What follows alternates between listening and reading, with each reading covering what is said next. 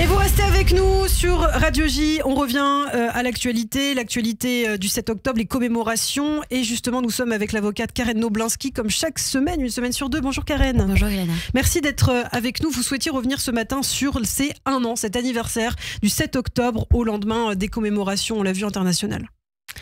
Dans la salle d'attente du parloir famille de la prison de Fleury-Mérogis, des télévisions sont accrochées au mur. L'actualité défile. Samedi 7 octobre à 8h, je visite des détenus en prison. En balayant mon regard sur l'une des télévisions, j'ai compris qu'il se passait quelque chose en Israël, sans savoir exactement quoi. Il était encore tôt. Jamais je n'aurais imaginé un tel drame. Jamais je n'aurais imaginé que se produirait à l'instant même le plus grand massacre antisémite depuis la Shoah. Une année s'est écoulée et les pogroms du 7 octobre 2023 ont changé notre vie, bien que nous soyons à des milliers de kilomètres. Hier a été une journée de commémoration unique à travers le monde. Hier, à Paris, à 6h29, le chauffard retentit, en souvenir des victimes, tandis qu'à 6h29 en Israël, sur les lieux du Festival Nova, le dernier titre diffusé au Festival Nova a résonné, 1 an après. Alors, faut-il être juif pour commémorer cette journée ou tout simplement humain ? Nul besoin d'appartenir à un peuple ou à un autre pour commémorer la mémoire de jeunes partis s'évader, danser à un festival, fusillés, torturés, massacrés, d'enfants, de parents et de vieillards qu'on est allé chercher dans leur maison de bon matin. Des images de sang sur les murs et le sol de ces chambres d'enfants, de ces bébés et enfants poignardés, brûlés, de ces familles à qui on a retiré femmes, enfants, maris, pour les séquestrer et les faire otages.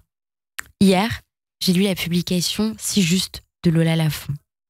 S'il faut vérifier la nationalité d'un cadavre avant d'être sûr qu'on puisse le pleurer, alors vivement la fin du monde. Et j'ai pensé, faut-il vérifier aussi la nationalité d'une victime de violences sexuelles pour pouvoir s'en indigner ? Moi, je crois en un féminisme universel, sans frontières. Je crois en un féminisme sans barrières. Et l'activisme a été tant divisé au cours des 12 derniers mois. Je croyais pourtant qu'il était sans faille et que les hommes ne pourraient nous diviser sur ces questions-là. Alors à celles qui ont cherché des preuves de viol, alors que nous avons passé des années à scander « Je te crois », où êtes-vous ?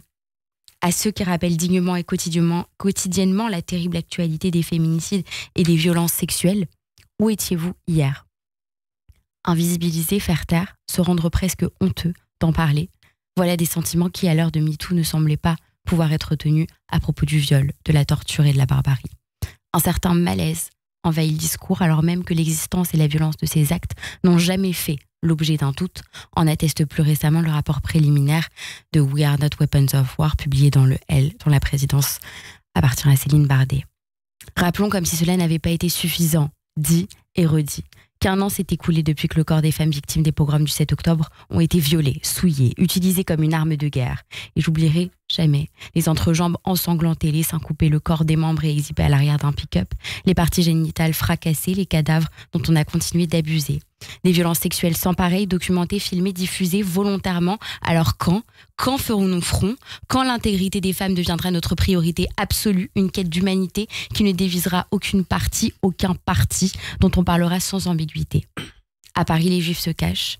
La haine du juif a aussi envahi la France. Leur nom sur les applications, les mezuzahs, les portes. Sur les portes, ils retirent les enfants des écoles publiques tout en criant que les écoles juives puissent être attaquées. On se cache, on tente de se faire petit, tout en continuant de lutter et d'hurler contre l'antisémitisme.